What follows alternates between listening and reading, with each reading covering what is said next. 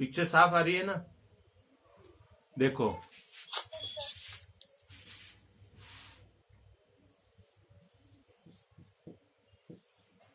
Solid angle जो होता है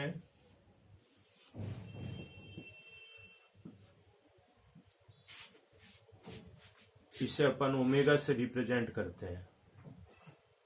ठीक है, अब होता क्या है देखो समझना। जैसे कि एक कोण है,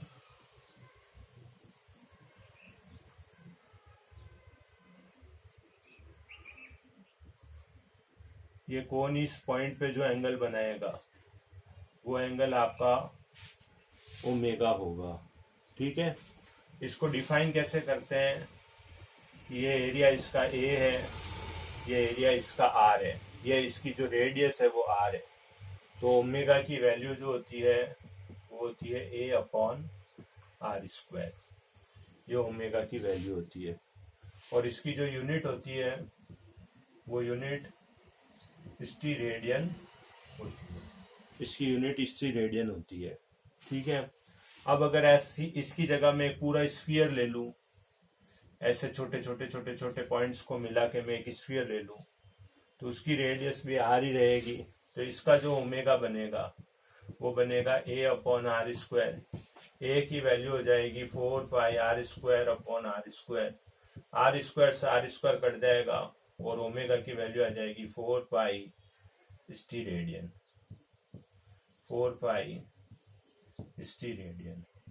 ठीक है, तो ये आपको याद रखना है। तो जो ओमेगा होता है पूरे स्फीयर में, पूरे स्फीयर के अंदर ओमेगा की वैल्यू होती है 4 पाई स्टीरेडियन। तो याद रखोगे जो स्फीयर होता है, स्फीयर मतलब गोला, स्फीयर जो होता है उसके लिए ओमेगा की वैल्यू होती है 4 पाई स्टीरेडियन।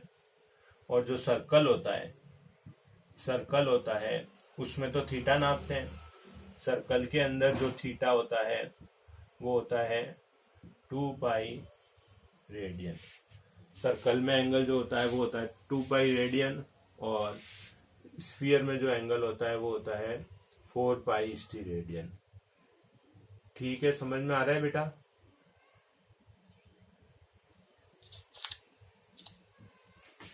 इसके बाद में नेक्स्ट देखते हैं अपन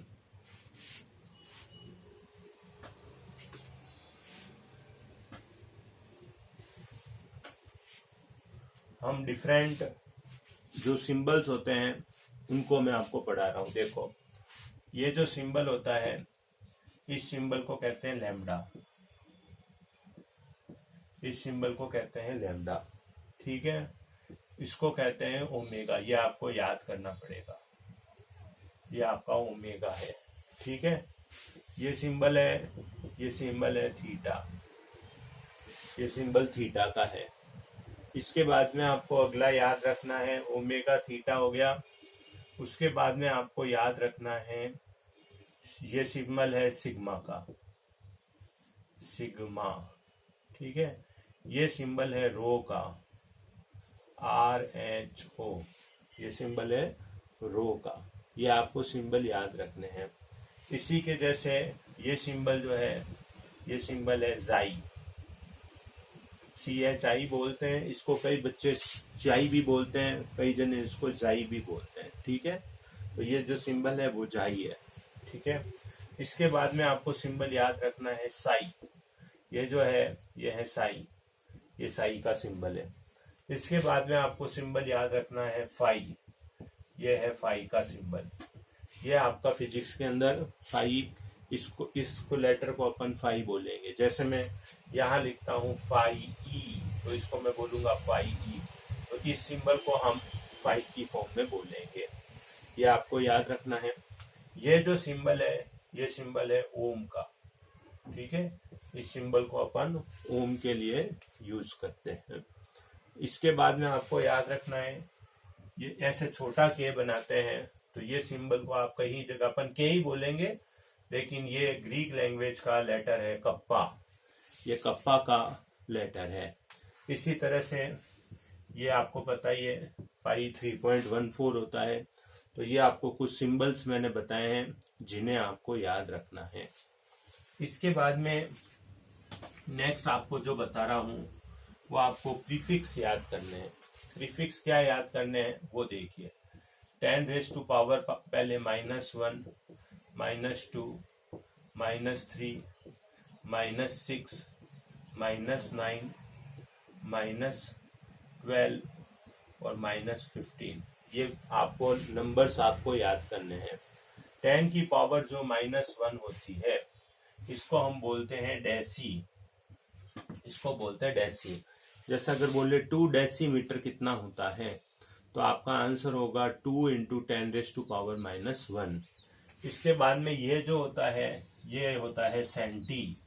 ये सेंटी के लिए जो होती है ये वैल्यू होती है। इसके बाद में ये होता है मिली, ये मिली की वैल्यू है। -6 का मतलब है माइक्रो, ये माइक्रो की वैल्यू है। -9 का मतलब है नैनो, ये नैनो वैल्यू है। ठीक है ना। जैसे अगर अपन को लिखा हुआ आता है 5 नैनोमीटर तो अपन को नैनो हटा लेना है और इसकी जगह 10 टू द पावर -9 मीटर लिख देना है। ये अपन को नैनो हटा के ये वैल्यू लिखनी है। इसके बाद में ये जो वैल्यू है ये वैल्यू 10 टू द पावर -12 जो है ये है पीको, ये पीको है। ठीक है। और ये जो है ये फेम्टो है, ये आपको याद रखना है। ऐसे कैसे प्लस में भी वैल्यू रहती है। 10 की पावर +1 जो होती है उसको हम बोलते हैं डेका, ये हम डेका बोलेंगे। 10 की पावर +2 जो होती है उसको बोलते हैं हेक्टा, ये आपको याद रखना है, हेक्टा। 10 की पावर 3 जो होती है वो होती है किलो, ये किलो होती है। 10 की पावर 6 जो होती है वो होती है मेगा। ठीक है। 10 की पावर 9 जो होती है वो होती है गीगा। 10 की पावर 12 जो होती है वो होती है टेरा। 10 की पावर 15 जो होती है वो होती है पेटा। ये कुछ प्रीफिक्स आपको मैंने, ये क्या सफिक्स हैं, ये नंबर्स हैं, ये आपको याद रखने हैं और इनको याद करोगे तभी आप फिजिक्स के न्यूमेरिकल अच्छे से कर पाओगे। तो इन सबको नंबर्स को आप याद कर लेना। उसके बाद में मैं आपको बता रहा हूं measurement of large distance. Measurement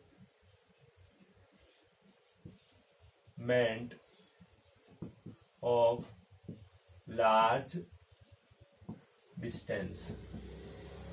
large distance में क्या होता है, जैसे अर्थ जो होती है, अर्थ से मून तक का डिस्टेंस निकालना है तो उसको हम अर्थ से मून तक कोई मीटर लेके नहीं जा सकते, उसको निकाल नहीं सकते हैं। तो अर्थ से मून तक का जो डिस्टेंस है वो मेजरमेंट ऑफ लार्ज डिस्टेंस में, या अर्थ से सन तक या कोई भी स्टार का अर्थ से डिस्टेंस निकालना है। आपने सुना होगा कि कई बार हम पढ़ते हैं पेपर में कि एक गैलेक्सी की डिस्कवरी हुई है या एक स्टार की डिस्कवरी हुई है जो अर्थ से इतने लाइट ईयर या इतने किलोमीटर दूर है। तो बहुत लंबे डिस्टेंस होते हैं, यहाँ से अर्थ से कोई इतनी दूर तक जाता नहीं है, पर फिर भी वो डिस्टेंस साइंटिस्ट लोग बता देते हैं। इसका मतलब कोई न कोई तो मेथड होता होगा। तो मेजरमेंट ऑफ लार्ज डिस्टेंस जो है उसको हम पढ़ रहे हैं। तो इसमें हम कैसे पढ़ेंगे इसको आपको ध्यान से समझना है। इसके लिए वर्ड होता है पैरेलैक्स मेथड। सबसे पहले मैं आपको पैरेलैक्स क्या होता है इसे समझा देता हूँ। जैसे हम क्या करें कि ये व्हाइट बोर्ड के सामने यहाँ पे मार्कर रख लेते हैं। मान लीजिए ये व्हाइट बोर्ड लगा हुआ है, इसके पीछे व्हाइट बेस है और आगे मार्कर है। अब हम अपनी एक आई को बंद करके मार्कर को देखते हैं तो हमें मार्कर की पोजीशन दिखेगी। फिर हम दूसरी आई से इसकी पोजीशन को देखते हैं तो हमें दिखेगा कि ये जो मार्कर है ये मार्कर अपनी पोजीशन से मूव कर रहा है। इसका मतलब जितनी हमारी आईज के बीच का डिस्टेंस होगा उतना डिस्टेंस मार्कर हमें आगे जाते हुए दिखाई देगा। तो इसका मतलब ये हो गया कि जो एक ऑब्जेक्ट है उस ऑब्जेक्ट को एक जगह से देखने पर उसका पोजीशन कहीं और दिखती है, दूसरी जगह से देखने पर किसी की पोजीशन और दिखाई देती है। बस इसी को हम पैरेलैक्स मेथड कहते हैं और आप इसका फॉर्मूला समझ लीजिए, वो आपको इजीली समझ में आ जाएगा। तो देखिए पैरेलैक्स मेथड क्या होता है इसको समझते हैं। जैसे मान लीजिए ये मून है और ये हमारी अर्थ है, ये हमारी यहाँ पे अर्थ है। हम अर्थ के दो डायमेट्रिक ऑपोजिट पॉइंट लेते हैं।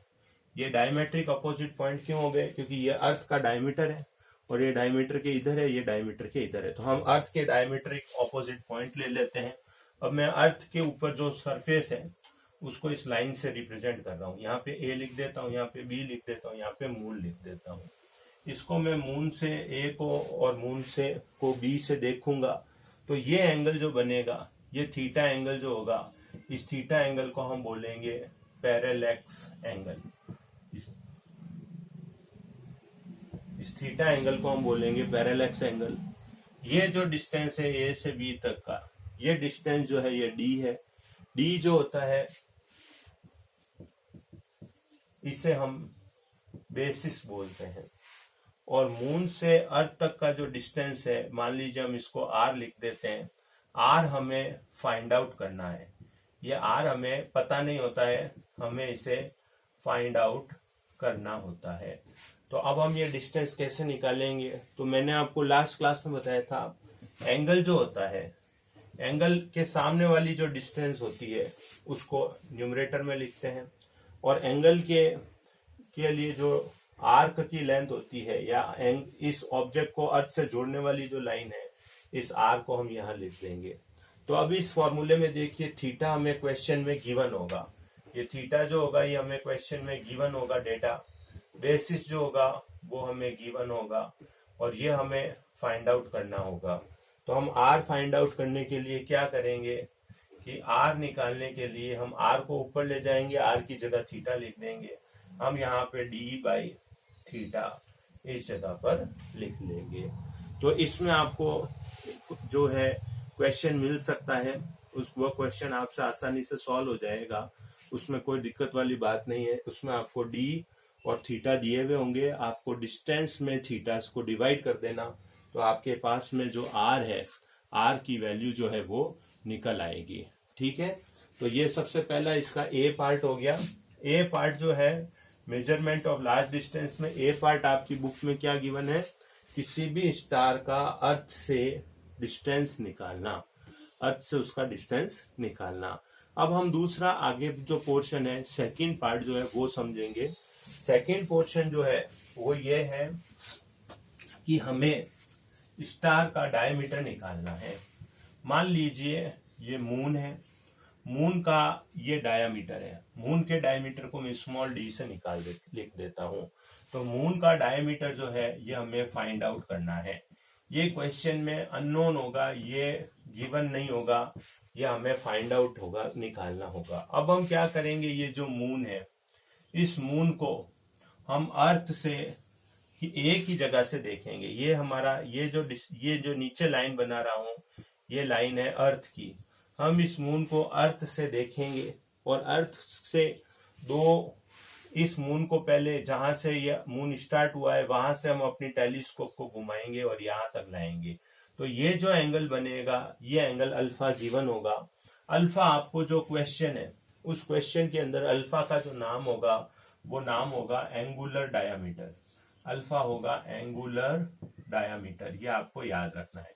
अल्फा का नाम एंगुलर डायमीटर होगा और ये आपको 100% क्वेश्चन के अंदर गिवन होगा। अब ये डिस्टेंस जो है मून से अर्थ का, ये हम कैलकुलेट कर चुके होते हैं। मून से अर्थ का डिस्टेंस निकालना भी आपको मैंने समझाया था, तो इसको हमने आर से डिनोट किया था। तो जो आर है, ये आर है distance of star from moon, distance of star from moon, और ये हमें गिवन होगा। तो देखिए इस क्वेश्चन में भी हमें दो क्वांटिटी गिवन होगी और एक क्वांटिटी जो होगी वो अननोन होगी। अब हम कैसे निकालेंगे इसको समझते हैं। तो सबसे पहले, अभी मैंने आपको बताया था, सबसे पहले आप एंगल लिख दीजिए। एंगल के बिल्कुल सामने वाला जो लिखा हुआ है वो लिखा हुआ है स्मॉल डी, वो लिख दीजिए। अपॉन यहां से यहां तक का जो डिस्टेंस है आर लिख दीजिए। अब देखिए इस क्वेश्चन में हमें क्या निकालना है, इस क्वेश्चन में हमें डी निकालना है। तो इस क्वेश्चन में डी निकालना है, तो डी निकालने के लिए इसका क्रॉस मल्टीप्लाई कर दीजिए। क्रॉस मल्टीप्लाई यानी आर अल्फा आप कर दीजिए।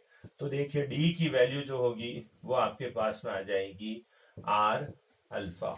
तो इस तरह से हम कोई भी स्टार जो होता है उसका डायमीटर हम अर्थ पर बैठे बैठे फाइंड आउट कर सकते हैं। ठीक है, तो ये 2 टॉपिक मैंने जो आपको कराए हैं ये आपको समझ में आ गए होंगे।